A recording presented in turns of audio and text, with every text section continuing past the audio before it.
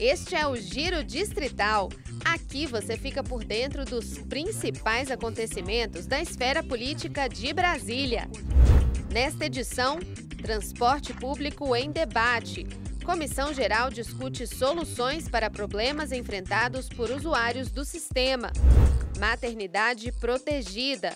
Lei assegura manutenção do Bolsa Atleta para mulheres grávidas. Ações afirmativas. Relatório aponta DF em 4º lugar em políticas públicas para pessoas LGBT. Reconhecimento merecido. Câmara Legislativa homenageia servidores com mais de 30 anos de serviços prestados à casa. E claro, também vamos destacar o que foi notícia na Câmara Legislativa na primeira semana de maio.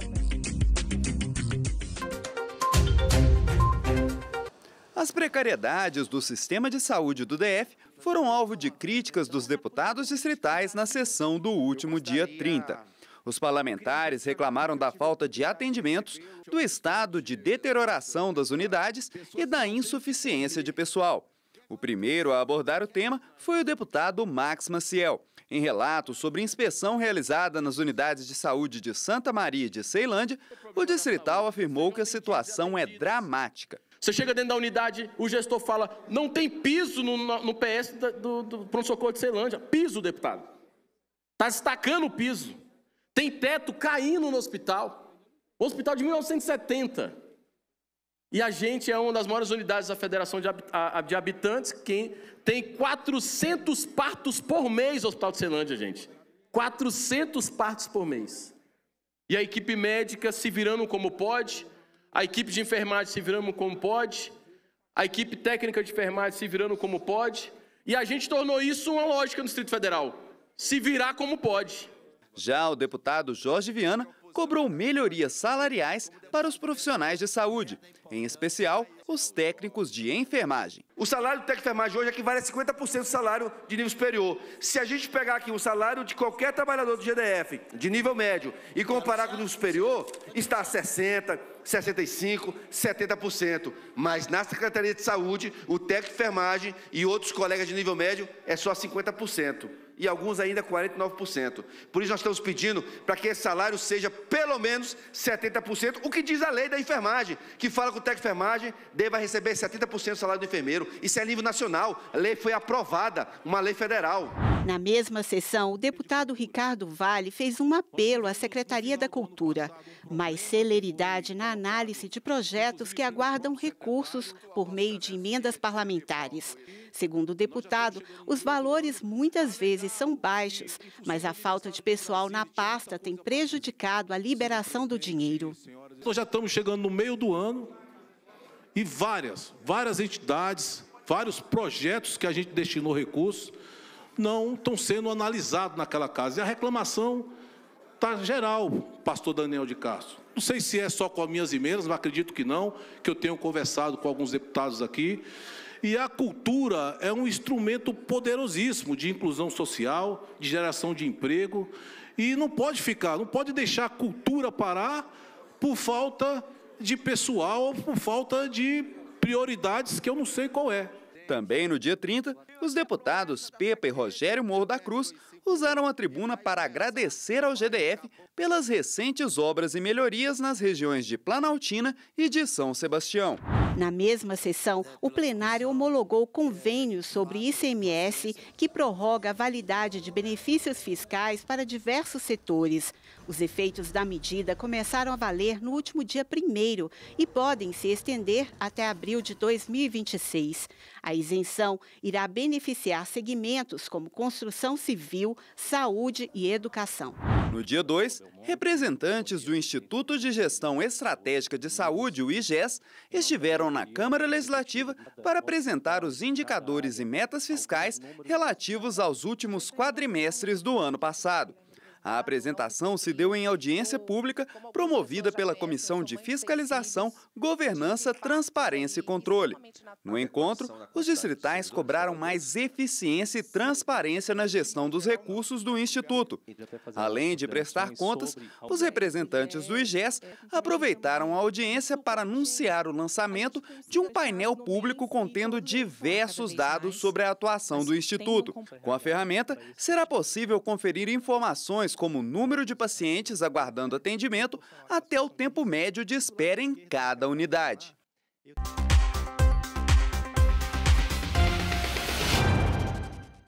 O plenário da CLDF repercutiu a denúncia de tortura por policiais militares do DF contra um soldado de 34 anos recém-admitido na corporação.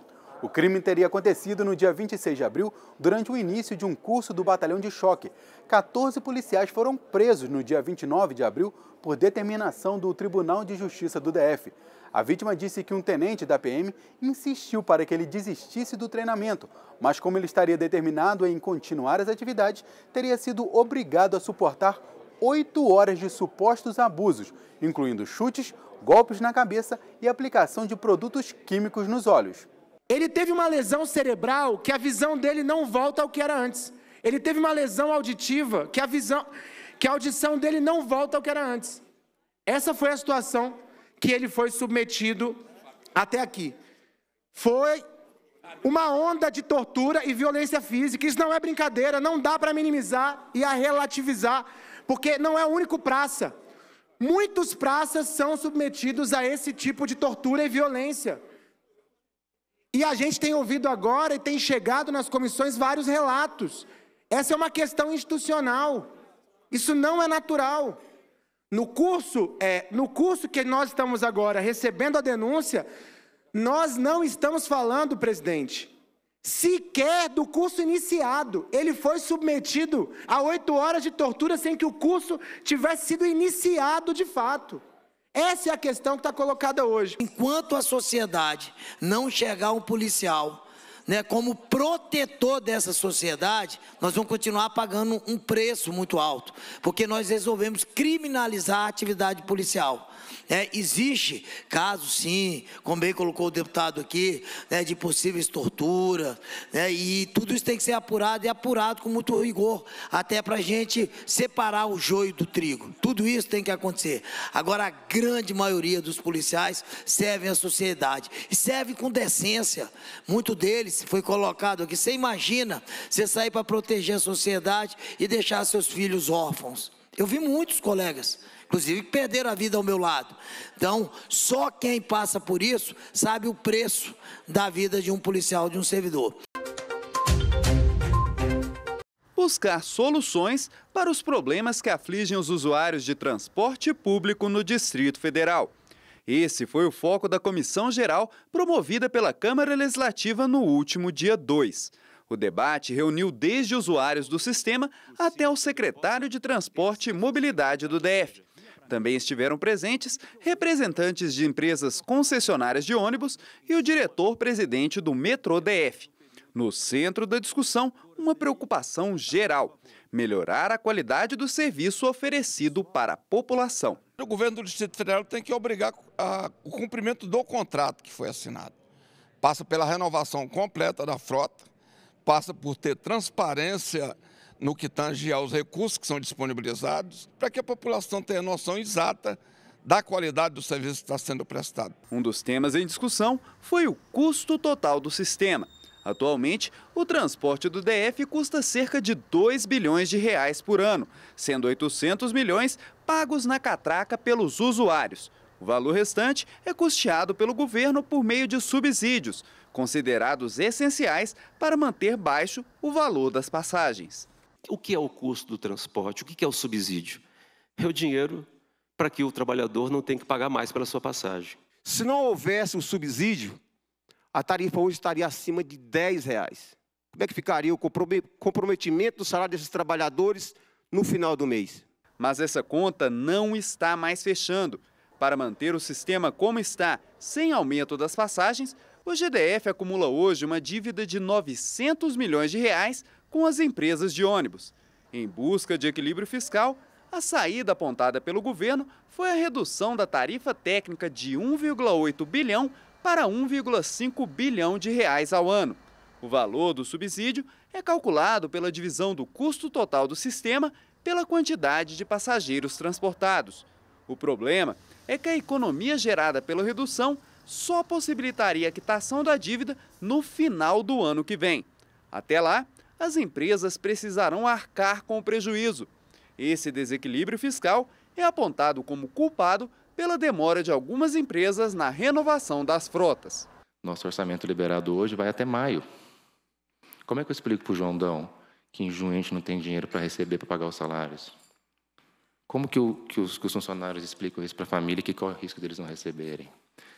Eu tenho certeza que nós vamos encontrar saídas, mas não dá para a gente sempre encontrar saídas em cima da hora. Apesar das dificuldades financeiras, algumas empresas fizeram questão de destacar a renovação de suas frotas e inovações tecnológicas, que permitirão aos passageiros acompanhar o deslocamento dos ônibus. Mas a modernidade também traz preocupação, em especial a de que sistemas de cobrança informatizados substituam os cobradores, possibilidade sugerida pelo governador Ibanez Rocha no início deste ano. Não se discute nesse instante nenhuma ação de retirada de cobrador. Eu acho que se especula e é natural, a gente entende, mas vocês acalmem o coração de vocês e a gente tem essa tranquilidade de falar isso aqui com toda segurança. Em meio à discussão sobre os ônibus, houve tempo para debater a ampliação do metrô. Segundo o diretor-presidente da empresa, as obras de Samambaia já estão contratadas e irão acrescentar 3,5 quilômetros ao sistema, com 2 novas estações. Já a licitação das obras de Ceilândia deverão ser concluídas até o final deste ano, ampliando a linha em 2,6 quilômetros. Para lembrar os 60 anos do golpe militar, começou nesta última quinta-feira, dia 2, a exposição Tempos de Chumbo, do fotojornalista Orlando Brito, na Galeria Espelho d'Água da Câmara Legislativa. Na mostra, o fotógrafo apresenta um pouco do que viveu e testemunhou durante a ditadura militar, que durou de 1964 a 1985 e ficou conhecida como Anos de Chumbo, um período marcado pela ruptura democrática e pela violação dos direitos políticos e civis. A exposição é uma iniciativa do deputado Gabriel Magno. Fundamental a gente ter um debate na sociedade brasileira para não esquecer o que aconteceu nesse país, até para nunca mais acontecer, né? Isso é fundamental do ponto de vista do direito à memória, do direito à verdade. Então, discutir, lembrar desse período da história brasileira, muito triste, né? Um período de ataques à democracia, a direitos políticos, à própria vida das pessoas, a integridade física das pessoas. Teve tortura, teve assassinato, teve muita morte, teve muita violência nesse período no Brasil. Ele é importante para a gente desnudar temas da atualidade. Então a gente traz para cá justamente para marcar esse fato histórico que é fundamental, que nós não podemos esquecer, mas também para gerar essa reflexão nessa casa de leis, no conjunto da sociedade. Essa é a casa do povo. A curadoria da exposição é de responsabilidade de Carolina Brito, filha do fotógrafo. O tema, por si só, é importante ser falado, não importa onde. Estar numa casa do povo e para o povo tem uma importância ainda maior, justamente porque é preciso se falar desse assunto onde os direitos do povo foram retirados. Eu amo trabalhar o acervo dele. Olhar as fotos dele, para mim, é o melhor dos passatempos que eu posso ter. Transformar isso em profissão, então, é maravilhoso. Brito também ficou conhecido como o fotógrafo dos presidentes, já que registrou momentos de todos os mandatários desde o general Castelo Branco. O fotojornalista nasceu em 1950 em Minas Gerais e viveu até 2022, quando faleceu aos 72 anos em Brasília. A exposição Tempos de Chumbo vai até o dia 15 de maio.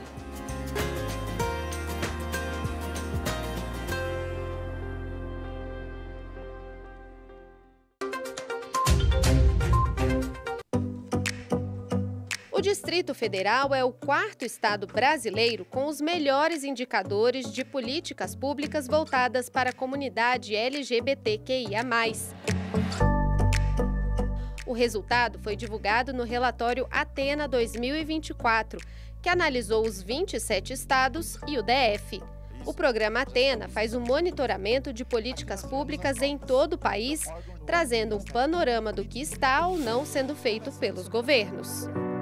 A ideia é de que nós estejamos monitorando e contribuindo para os governos para que eles se conscientizem da importância de políticas para todas as populações, inclusive para a comunidade LGBTI+, com o objetivo de defender e promover a cidadania plena para todas as pessoas. O relatório foi recentemente discutido pela Comissão de Direitos Humanos, Cidadania e Legislação Participativa da CLDF para avaliar se o levantamento documental e as respostas dadas pelo governo do Distrito Federal estão realmente de acordo com a realidade da implementação das políticas públicas aqui no Distrito Federal. Para o presidente da comissão, deputado Fábio Félix, a posição do DF na pesquisa não seria necessariamente positiva, já que as respostas dadas pelo governo dão a entender que as políticas públicas estariam funcionando melhor do que realmente estão. Exemplo disso seria o Conselho Distrital de Direitos da População LGBT. No DF, existe o decreto de criação do conselho, mas não existe o conselho. Então, a pesquisa até aqui deu uma nota 2, porque existe, de 2 a 5, deu a nota 2, porque existe o decreto, mas o que nós dissemos para eles foi, a nota tem que ser 0. Porque existe o decreto, mas não existe o conselho nunca foi implementado. Este especialista em direitos humanos explica que mesmo as políticas públicas já implementadas no Distrito Federal ainda precisam avançar. O ambulatório trans ele precisa ser incorporado dentro da estrutura da Secretaria de Estado de Saúde para que ele conte com profissionais lotados nessa unidade e possa ter mais efetividade. Também ter o reconhecimento do Ministério da Saúde, a DECRIM, que é a nossa delegacia especializada, embora muito importante para a proteção dos direitos das pessoas da LGBTQIA+, precisa trabalhar 24 horas para que tenha mais acesso das pessoas, e ela também precisa existir em mais unidades, porque hoje ela está no Sudoeste, que é um lugar muito privilegiado, mas de difícil acesso para pessoas que moram, por exemplo, nas cidades satélites, na periferia.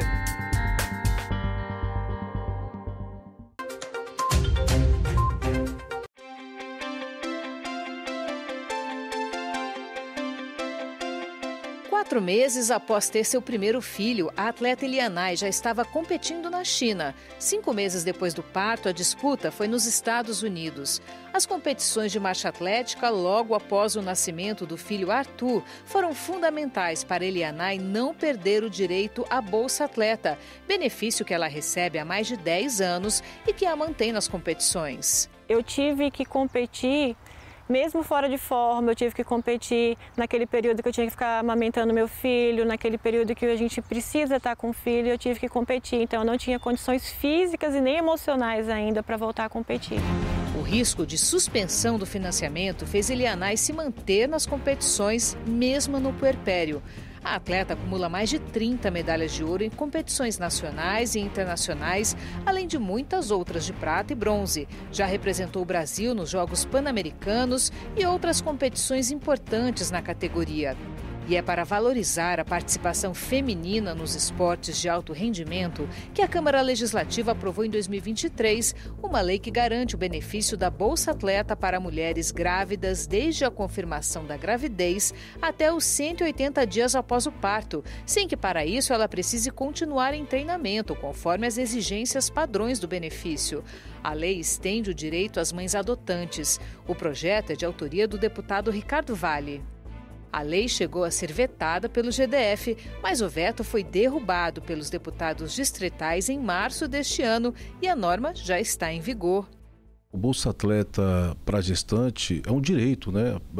Muitas atletas acabam engravidando, tem um período de amamentação dos seus filhos e, infelizmente, o Estado interrompe essa ajuda de custo. Então, a gente acha que não é justo. Portanto, a gente apresentou a lei tramitou aqui, o governo vetou, mas a Câmara derrubou o veto e a gente espera que o governo já passe a implementar o mais rápido possível. Para quem vive do esporte, essa garantia é fundamental, pois a Bolsa é a base do financiamento para a prática esportiva.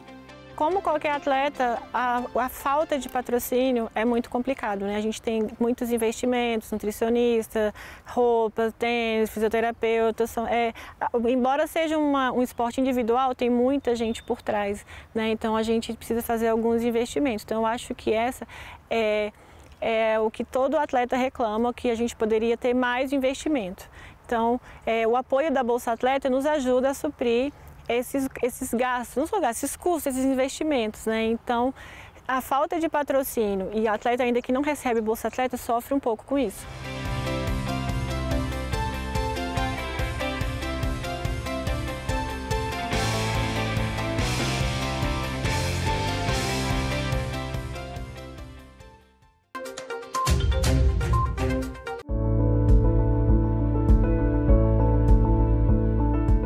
Um reconhecimento merecido.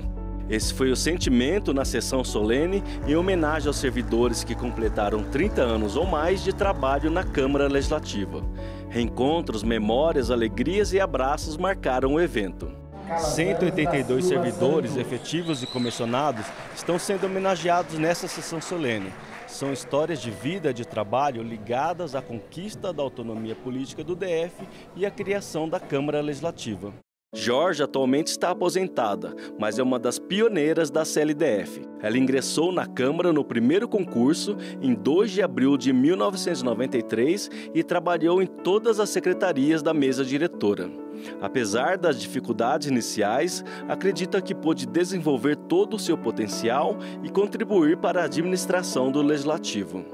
Os primeiros anos foram muito difíceis, mas eu consegui chegar trabalhando até 2021. Né?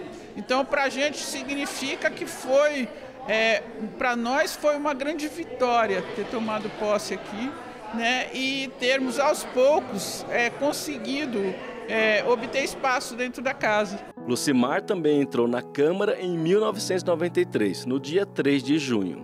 E ainda lembra com alegria a satisfação de fazer parte do quadro de servidores da casa. Não tenho nem palavras. Na realidade, assim, estar aqui na Câmara Legislativa foi um sonho, né, que eu pude realizar. E estar aqui 30 anos, ainda na ativa, já podendo estar aposentada, e eu estou aqui até hoje, é muito bom. A cerimônia de homenagem foi conduzida pela presidência e pela primeira secretaria da casa e organizada pela Diretoria de Gestão de Pessoas. Quando a gente começou a conceber esse projeto dos 30 anos do nosso primeiro concurso e, por sua vez, homenagear os servidores que iniciaram, né, essa ideia brilhante que foi a independência do Legislativo aqui no Distrito Federal, a gente foi pensando em todos os detalhes e o principal, quão importante é você completar 30 anos numa casa nova, né, como a Câmara Legislativa. É um orgulho muito grande eu poder estar participando e estar comemorando. É o reconhecimento desse trabalhador, desse servidor que fez com que nós chegássemos ao dia de hoje. Esses servidores foram fundamentais durante esses 30 anos, né? Tem um marco para todos nós e fica aqui o nosso sinceros agradecimento, nossos parabéns e o orgulho de ter durante esse tempo, né, contado com o apoio desses servidores. Essa história nasce com as mãos, com a assinatura desses servidores. Sem eles não seria possível a gente chegar onde nós chegamos. Então, mais uma vez, reitero os nossos agradecimentos, nossos parabéns, né, pelo que foi feito por esses servidores, que há 30 anos atrás começou a escrever a história da Câmara Legislativa e do Distrito Federal. O servidor público ele tem um papel extraordinário de servir a comunidade, né? E quando você olha internamente para a Câmara, quando você vê um servidor de 30 anos, aí eu vou mais além, porque tem uns 2, 3 aí que é mais de 33, são 33 anos de serviço. Essas pessoas têm um serviço extraordinário. Essa casa, ela exerce um papel extraordinário ao longo desse tempo que ela existe, de tratativas, de leis, né, de projetos importantes que mudaram significativamente a vida da população. O deputado ele precisa reconhecer isso, que os servidores da casa, seja eles efetivos, seja os que vêm compondo a equipe dos deputados, eles são de extrema importância para um trabalho preponderante dessa casa. Augusto é um desses servidores que tem mais de 30 anos de trabalho na Câmara Legislativa. Sua história na casa começou quando ainda participava do processo de construção da autonomia política do DF. Tenho muito orgulho, de ter convivido com o Dr. Ulisses, com o Dr. Tancredo Neves, na época das diretas já, e desse processo de autonomia política do Distrito Federal e também da consolidação da autonomia política da Câmara Legislativa também, que foi uma grande vitória para nós. Na CLDF, Augusto participou de momentos importantes, como a elaboração da lei orgânica e do regimento interno. Também foi diretor legislativo entre 2005 e 2010 e contribuiu para a melhoria do processo legislativo. A gente trabalha em prol da população do Distrito Federal, ajudando a redigir normas, várias leis que foram referências, não só no Distrito Federal, mas que também viraram referências para o Brasil inteiro. Trajetórias de 3 décadas de trabalho se confundem com a criação da Câmara Legislativa, da Lei de Formação do DF e da própria existência de Brasília. Para um dos funcionários mais antigos da casa, essa história só foi possível com a competência dos servidores. É difícil encontrar um órgão que funciona tão bem, paga relativamente bem e tem uma pleiade de servidores que dá gosto a gente dizer, porque são competentes.